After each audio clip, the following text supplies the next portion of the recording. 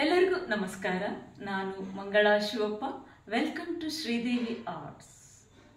ಈಗಾಗಲೇ ನೀವು ಸಾಕಷ್ಟು ರೀತಿಯ ಆರ್ಟ್ಗಳನ್ನು ನೋಡಿದ್ದೀರಾ ನನ್ನ ಚಾನಲ್ನಲ್ಲಿ.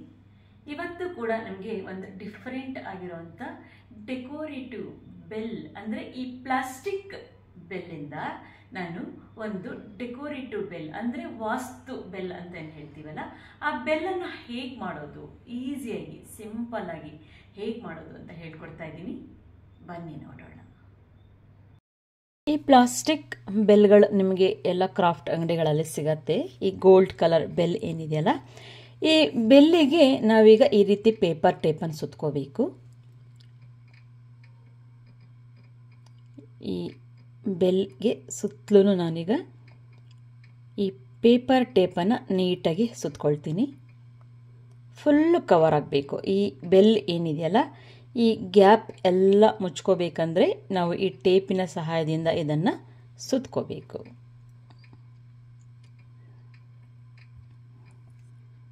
ಎಲ್ಲೆಲ್ಲಿ ರಿಂಕಲ್ ಬಂದಿರುತ್ತೋ ಅಲ್ಲೆಲ್ಲ ಪ್ರೆಸ್ ಮಾಡಿಬಿಟ್ಟು ನೀಟಾಗಿ ಒತ್ಕೋಬೇಕು. ಸುತ್ತಲೂ ಹಚ್ಕೋಬೇಕು. ಈಗ ನಾನು ಆಲ್ರೆಡಿ ಸುತ್ತಲೂ ಹಚ್ಚಿ ಇಟ್ಕೊಂಡಿದ್ದೀನಿ. ಇದು ಆದಮೇಲೆ ನಾವು ಎಮ್ಸಿಲ್ ವರ್ಕ್ ಮಾಡಬೇಕು. ಈ ಎಮ್ಸಿಲ್ಲನ್ನು ತೊಗೊಂಡ್ಬಿಟ್ಟು ಇದರಲ್ಲಿ ಗ್ರೀನ್ ಮತ್ತು ಬ್ಲ್ಯಾಕ್ ಪಾರ್ಟ್ ಇರುತ್ತೆ. ಈ ಗ್ರೀನ್ ಮತ್ತು ಬ್ಲ್ಯಾಕ್ ಪಾರ್ಟನ್ನು ಸ್ವಲ್ಪನೇ ತಗೊಂಡು ನಾವು ಹೀಗೆ ಮಿಕ್ಸ್ ಮಾಡ್ಕೋಬೇಕು. ವ್ಯಾಸ್ಲಿನ್ ಅಥವಾ ಕೊಬ್ಬರಿ ಎಣ್ಣೆಯಿಂದ ಇದನ್ನು ಸ್ವಲ್ಪ ಕೈಗೆ ಹಚ್ಕೊಂಡು ಮಿಕ್ಸ್ ಮಾಡಿಕೊಂಡು ಈ ರೀತಿ ಫುಲ್ ಬ್ಲ್ಯಾಕ್ ಕಲರ್ ಮಿಕ್ಸ್ ಆಗೋವರೆಗೂ ಕೂಡ, ಈಗ ನೋಡಿ ಫುಲ್ ಬ್ಲ್ಯಾಕ್ ಆಯ್ತಲ್ವಾ. ಈಗ ಇದನ್ನು ಸ್ವಲ್ಪನೇ ನಾವು ತಗೊಂಡು ಫಸ್ಟ್ ನಾನು ತಿಲ್ಕ ಶೇಪ್ ಮಾಡ್ಕೊಳ್ತೀನಿ. ಈ ರೀತಿ ತಿಲ್ಕ ಶೇಪ್ಗಳನ್ನೆಲ್ಲ ಮಾಡಿಟ್ಕೊಂಡು ಇದು ಒಂದು ಡೆಕೋರೇಟಿವ್ ಬೆಲ್ ಮಾಡಿ ತೋರಿಸ್ತಾ ಇದ್ದೀನಿ. ಈ ಏನು ಟೇಪ್ ಹಚ್ಕೊಂಡಿದ್ವಲ್ಲ, ಈ ಗಂಟೆಗೆ ನಾವು ಸ್ವಲ್ಪ SR ಗಮ್ಮನ್ನು ಹಚ್ಕೊಂಡ್ಬಿಟ್ಟು ಸ್ವಲ್ಪನೇ SR ಗಮ್ಮನ್ನು ಹಚ್ಕೊಂಡು ಈ ತಿಲ್ಕ ಶೇಪ್ ಏನು ಮಾಡಿಟ್ಕೊಂಡಿದ್ನಲ್ಲ, ಇದನ್ನು ಈ ಶೇಪನ್ನು ಇದರ ಮೇಲೆ ಅಂಟಿಸ್ಕೊಂಡು ಸ್ವಲ್ಪ ಪ್ರೆಸ್ ಮಾಡಿ ಅಂಟಿಸ್ಕೋಬೇಕು. ಸುತ್ತಲೂ ಕೂಡ ಅಂಟಿಸ್ಕೋಬೇಕು. ನೀವು ಪ್ಲಾಸ್ಟಿಕ್ ಬೆಲ್ ದೊಡ್ಡ ದೊಡ್ಡ ಬೆಲ್ಲಲ್ಲೂ ಕೂಡ ಮಾಡ್ಬೋದು. ಈ ರೀತಿ ಸುತ್ತಲೂ ಹಚ್ಕೊಂಡು ಆಮೇಲೆ ಈ ಏನು ಕಾಟನ್ ಥ್ರೆಡ್ ಸಿಗುತ್ತಲ್ವ, ಇದು ಸ್ವಲ್ಪ ದಪ್ಪನೆಯ ಕಾಟನ್ ಥ್ರೆಡ್. ಇದನ್ನು ನಾನೀಗ ಬಾರ್ಡರ್ ಲೈನಾಗಿ ಅಂಟಿಸ್ಕೊಳ್ತೀನಿ. ಇದನ್ನು ನೀವು ಎಮ್ಸಿಲ್ಲಲ್ಲೂ ಮಾಡ್ಕೊಳ್ಬೋದು. ನಾನು ಈಸಿಯಾಗಿ ಆಗಲಿ ಅಂದ್ಬಿಟ್ಟು ಈ ರೀತಿ ದಪ್ಪನೆ ಕಾಟನ್ ಥ್ರೆಡ್, ಇದು ಹಾರ್ಡ್ವೇರ್ ಶಾಪ್ಗಳಲ್ಲಿ ನಿಮಗೆ ಸಿಗ್ತದೆ. ಈ ಕಾಟನ್ ಥ್ರೆಡ್ಡನ್ನು ನಾನು ಅದರ ಮೇಲೆ ಅಂಟಿಸ್ಕೊಳ್ತೀನಿ. 2 ಲೇಯರ್ ಆಗಿ ನಾನು ಹಚ್ಕೊಳ್ತಾ ಇದ್ದೀನಿ. ಅಂದರೆ 2 ಲೈನ್ ಬರಲಿಕ್ಕೋಸ್ಕರ ನಾನು ಈ ರೀತಿ ಜೋಡಿಯಾಗಿ ಅಂಟಿಸ್ಕೊಳ್ತಾ ಹೋಗ್ತೀನಿ. ಇಲ್ಲಿ ನೀವು ಎಮ್ಸಿಲ್ ವರ್ಕನ್ನು ಬೇಕಿದ್ರೂ ಮಾಡ್ಕೊಳ್ಬೋದು. ನಾನು ಈಸಿಯಾಗಿ ಆಗಲಿ ಅಂತ ಈ ಮೆಥಡನ್ನು ನಾನು ಫಾಲೋ ಮಾಡಿರೋದು ಅಷ್ಟೇ. ಈಗ ನೋಡಿ, ಅದು ಕಲರಿಂಗ್ ಮಾಡಿದ್ಮೇಲೆ ಎಮ್ಸಿಲ್ ಹಚ್ಚಿದಾಗೇ ಕಾಣಿಸುತ್ತೆ. ಈಗ ನೆಕ್ಸ್ಟ್ ಸ್ಟೆಪ್ಪಿಗೆ ನಾನು ಸ್ವಲ್ಪ ರೌಂಡ್ ಮಾಡ್ಕೊಳ್ತೀನಿ. ಬೆಲ್ ಡೆಕೋರೇಷನ್ ಮಾಡ್ತಾ ಇದ್ದೀನಿ. ಇದನ್ನು ನೀವು ದೊಡ್ಡ ಬೆಲ್ಲಲ್ಲಿ ಮಾಡಿದ್ರೂ ಕೂಡ ತುಂಬಾ ಚೆನ್ನಾಗಿ ಕಾಣಿಸುತ್ತೆ. ಈಗ ಎಲ್ಲ ವಾಸ್ತು ಬೆಲ್ ಅಂತ ಹೇಳಿ ಮನೆಗೆಲ್ಲ ಹಾಕ್ತಾರಲ್ವ, ಗಾರ್ಡನ್ಗಳಿಗೆ ಹಾಕ್ಬೋದು. ಮನೆ ಒಳಗಡೆ ಈಗ ವಾಸ್ತು ಬೆಲ್ ಅಂತ ಹೇಳಿ ಈಗ ಒಂದು ಟ್ರೆಂಡ್ ಇದೆ, ಈಗ ಹಾಕ್ಕೊಳ್ತಾರಲ್ವ. ಅದನ್ನು ನಾವೇ ಮಾಡಿ ಹಾಕ್ಕೊಂಡ್ರೆ ಎಷ್ಟು ಚೆನ್ನಾಗಿರತ್ತಲ್ವ. ಈ ರೀತಿ ಗುಂಡುಗಳನ್ನು ಹಚ್ಕೊಳ್ತಾ ಹೋಗಬೇಕು. ಮತ್ತು ನಾನು ನೆಕ್ಸ್ಟ್ ಸ್ಟೆಪ್ಪಿಗೆ ಮಾಡ್ಕೊಳ್ತಾ ಇದ್ದೀನಿ ತಿಲ್ಕ ಶೇಪ್. ನೀವು 1 ಬೆಲ್ಲಾದರೂ ಮಾಡ್ಕೊಳ್ಳಿ, 2 ಬೆಲ್ಲಾದರೂ ಮಾಡ್ಕೊಳ್ಳಿ, ತುಂಬಾ ಗ್ರ್ಯಾಂಡಾಗಿ ಕಾಣಿಸುತ್ತೆ ಇದು. ಮತ್ತು ತಿಲ್ಕ ಶೇಪನ್ನೇ ಮಾಡಿಕೊಂಡು ನಾನೀಗ ಆಪೋಸಿಟ್ ಡೈರೆಕ್ಷನಲ್ಲಿ ಫಸ್ಟ್ ನಾನು ಕೆಳಮುಖಕ್ಕೆ ಹಚ್ಚಿದ್ದಲ್ಲ, ಈಗ ಮೇಲ್ಮುಖಕ್ಕೆ ಸ್ವಲ್ಪ, ಅಂದರೆ ಇದನ್ನು ಜಾಸ್ತಿ ಪ್ರೆಸ್ ಮಾಡಲ್ಲ ನಾನು, ಸ್ವಲ್ಪನೇ ಪ್ರೆಸ್ ಮಾಡ್ಕೊಳ್ತೀನಿ ಅಷ್ಟೇ. ಈಗ ಫಿನಿಶಿಂಗ್ ಆಗ್ತಾ ಬಂತಿದ್ದು. ಇದಕ್ಕೂ ಕೂಡ ನೋಡಿ ಥ್ರೆಡ್ ಹಚ್ಕೊಂಡಿದ್ದೀನಿ. 1 ಲೇಯರ್ ಥ್ರೆಡ್, 1 ಲೇಯರ್ ಎಮ್ಸಿಲ್ ವರ್ಕ್, 1 ಲೇಯರ್ ಥ್ರೆಡ್ ಮತ್ತು ಎಮ್ಸಿಲ್ ವರ್ಕ್. ಈಗ ನೋಡಿ ಫುಲ್ ರೆಡಿ ಆಯಿತು. ಈಗ ನೋಡಿ ಥ್ರೆಡ್ ಎಮ್ಸಿಲ್ ವರ್ಕ್, ಥ್ರೆಡ್ ಎಮ್ಸಿಲ್ ವರ್ಕ್, ಸಿಂಪಲ್ ವರ್ಕ್ ಮಾಡಿದ್ದೀನಿ ಅಷ್ಟೇ ನಾನು. ಈಗ ಮತ್ತೆ ಎಮ್ಸಿಲನ್ನು ತೊಗೊಂಡು, ಅಂದರೆ ಮಿಕ್ಸ್ ಮಾಡ್ಕೊಂಡಿರೋವಂಥ ಎಮ್ಸಿಲನ್ನು ತೊಗೊಂಡು, ಈಗ ಆ ಬೆಲ್ಲಿನ ಒಳಗಡೆಗೆ ನಮಗೆ ಬಾರಿಸ್ಲಿಕ್ಕೆ ಒಂದು ಕೋಲ್ ಥರ ಇರುತ್ತಲ್ವ, ಅದನ್ನು ರೆಡಿ ಮಾಡ್ಕೊಳ್ತಾ ಇದ್ದೀನಿ ನಾನು.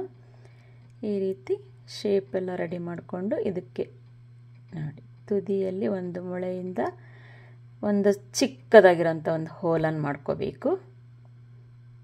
ಈ ಗಂಟೆಗಳಿಗೆಲ್ಲ ಇರುತ್ತಲ್ವ, ನಾವು ಏನು ಬೆಲ್ ಬಾರಿಸುವಾಗ ಒಂದು ಕೋಲ್ ಥರ ಇರುತ್ತಲ್ವ, ಅದನ್ನು ರೆಡಿ ಮಾಡ್ಕೊಳ್ತಾ ಇದ್ದೀನಿ ಅಷ್ಟೆ. ಇದನ್ನು ಸ್ವಲ್ಪ ಆರ್ಲಿಕ್ಕೆ ಬಿಡಬೇಕು. ಫುಲ್ ಆರಿದ ಮೇಲೆ ಇದಕ್ಕೆ ನಾವು ಕಲರಿಂಗ್ ಮಾಡ್ಕೋಬೇಕು. ಈಗ ನೋಡಿ ಇದೆಲ್ಲ ಆರಿ ಈ ರೀತಿ ಗಟ್ಟಿಯಾಗಿದೆ. ಈಗ ಇದರೊಳಗಡೆ ಹಾಕ್ಕೋಬೇಕಲ್ವಾ. ಈಗ ಇಟ್ಟು ಫಸ್ಟ್ ನೋಡ್ಕೋಬೇಕು, ಇಷ್ಟು ಉದ್ದ ಸಾಕು ನನಗೆ.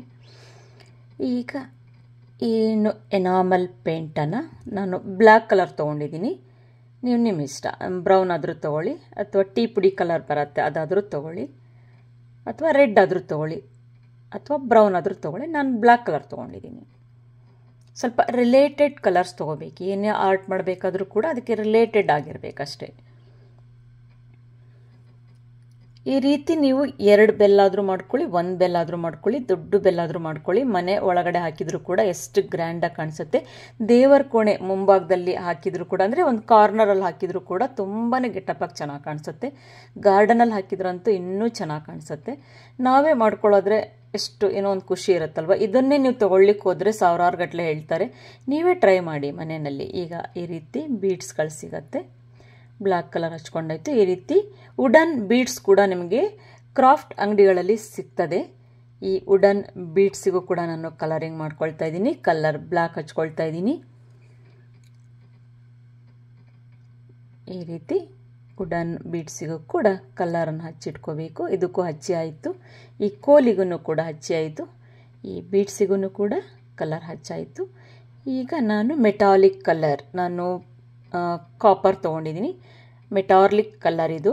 ನಾನು ಕಲರ್ ಕಾಪರ್ ತೊಗೊಂಡಿದ್ದೀನಿ. ಅಂದರೆ ಸ್ವಲ್ಪ ಈ ಬೆಲ್ಸ್ ಅಂದರೆ ನಮಗೆ ಕಾಪರ್ ಎಫೆಕ್ಟ್ ಬರಲಿ ಅಂದ್ಬಿಟ್ಟು ನಾನು ಕಾಪರ್ ಕಲರ್ ತೊಗೊಂಡಿದ್ದೀನಿ. ನೀವು ಗೋಲ್ಡ್ ಬೇಕಿದ್ರೂ ತೊಗೊಳ್ಳಿ, ಗೋಲ್ಡ್ ಇದ್ದರೆ ಗೋಲ್ಡ್ ತೊಗೊಳ್ಳಿ, ಸಿಲ್ವರ್ ಇದ್ದರೆ ಸಿಲ್ವರ್ ತೊಗೊಳ್ಳಿ.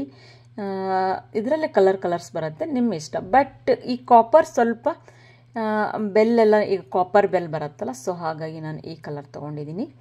ಈ ಕಾಪರ್ ಕಲರ್ನ ಎಲ್ಲ ಕಡೆಗೂ ಕೂಡ ಈಗ ನಾವು ಹಚ್ಕೊಳ್ಬೇಕು. ಅಂದರೆ ಶೇಡೆಡ್ ಎಫೆಕ್ಟಿಗೋಸ್ಕರ ನಾನು ಪರ್ಲ್ ಕಾಪರ್ ಕಲರ್ ತೊಗೊಂಡಿದ್ದೀನಿ.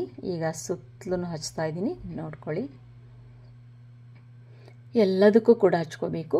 ಬೆಲ್ಲಿಗೆ ಹಚ್ಕೋಬೇಕು, ಈ ಕಡ್ಡಿಗೂ ಕೂಡ ಹಚ್ಕೋಬೇಕು, ಹಾಗೆಯೇ ಮಣಿಗಳಿಗೂ ಕೂಡ ಹಚ್ಕೋಬೇಕು.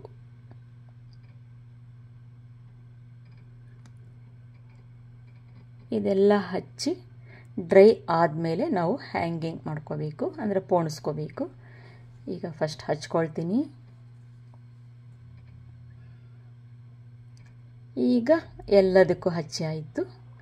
ಈಗ ಇದು ಡ್ರೈ ಆದಮೇಲೆ ನಾನು ಗಮ್ಮಿನ ಸಹಾಯದಿಂದ ಇದಕ್ಕೆ ಗ್ಲೂ ಹಚ್ಕೊಳ್ತಾ ಇದ್ದೀನಿ. ಇದು ಟ್ರಾನ್ಸ್ಪರೆಂಟ್ ಗ್ಲೂ ಇದು. ಇದನ್ನು ನಾನು ಈ ಗ್ಲಾಸ್ಗಳನ್ನು ಸೆಂಟರಲ್ಲಿ ಸ್ವಲ್ಪ ಆ ಗ್ಯಾಪಲ್ಲಿ ಏನೇನು ಕಾಣಿಸ್ತಾ ಇದೆಯಲ್ಲ ಅಲ್ಲಲ್ಲೇ ಒಂದೊಂದು ಗ್ಲಾಸ್ಗಳನ್ನು ಇಟ್ಕೊಳ್ತಾ ಹೋಗ್ತೀನಿ. ಇದೆಲ್ಲ ಹಚ್ಚಿ ಆದಮೇಲೆ ಎಷ್ಟು ಗ್ರ್ಯಾಂಡ್ ಲುಕ್ ಕಾಣಿಸುತ್ತೆ ನೋಡಿ. ಮನೆ ಒಳಗಡೆ ದೇವರ ಕೋಣೆಯ ಮುಂಭಾಗದಲ್ಲಿ ನಾವು ಒಂದು ವಾಸ್ತು ಬೆಲ್ ಅಂತ ಇದನ್ನು ಹಾಕ್ಕೊಂಡ್ರೆ ಎಷ್ಟು ಗ್ರ್ಯಾಂಡಾಗಿ ಕಾಣಿಸುತ್ತೆ. ಎಲ್ಲೆಲ್ಲಿ ಗ್ಲಾಸ್ ಹಚ್ಚೋ ಅವಶ್ಯಕತೆ ಇದೆಯೋ ಅಲ್ಲಿ ಮಾತ್ರ ಗ್ಲಾಸ್ಗಳನ್ನು ಹಚ್ಕೊಳ್ತೀನಿ.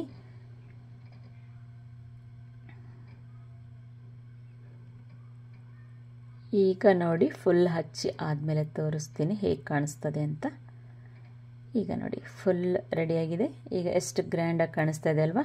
ಒಂದು ಡೆಕೋರೇಟಿವ್ ಬೆಲ್ ಮಾಡ್ತಾ ಇದ್ದೀನಿ. ಎಷ್ಟು ಗ್ರ್ಯಾಂಡ್ ಲುಕ್ ಬಂದಿದೆ ನೋಡಿ.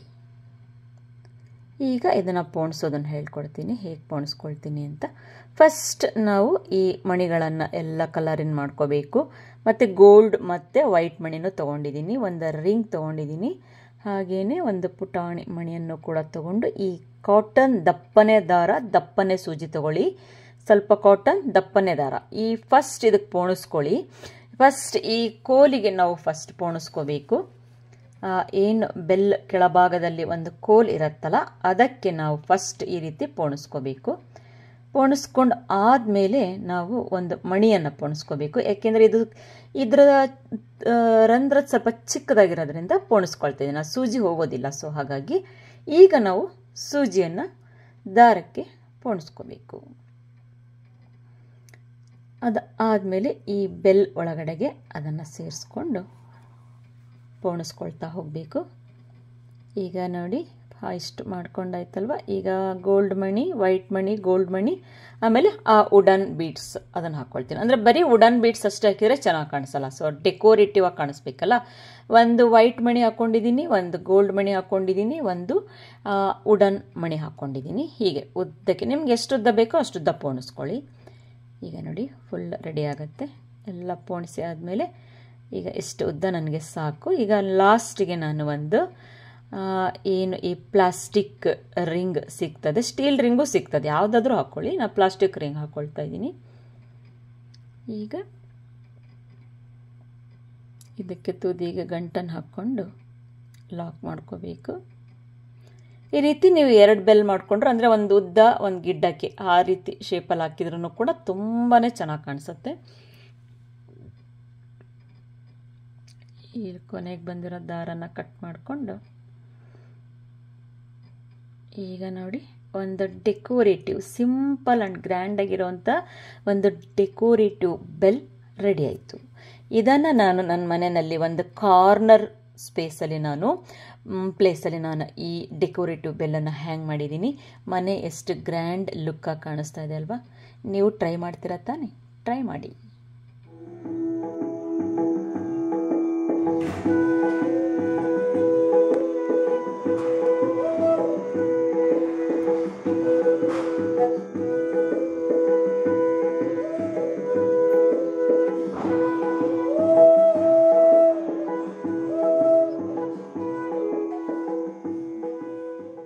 ಈ ಸಂಚಿಕೆ ನಿಮಗೆ ಇಷ್ಟವಾದಲ್ಲಿ ಲೈಕ್ ಮಾಡಿ, ಶೇರ್ ಮಾಡಿ, ಕಮೆಂಟ್ ಮಾಡಿ, ಹಾಗೆಯೇ ನನ್ನ ಚಾನಲ್ಗೂ ಕೂಡ ಸಬ್ಸ್ಕ್ರೈಬ್ ಆಗಿ ಅಂತ ಕೇಳ್ಕೊತೀನಿ. ನಿಮಗೆಲ್ಲರಿಗೂ ಕೂಡ ಧನ್ಯವಾದಗಳು.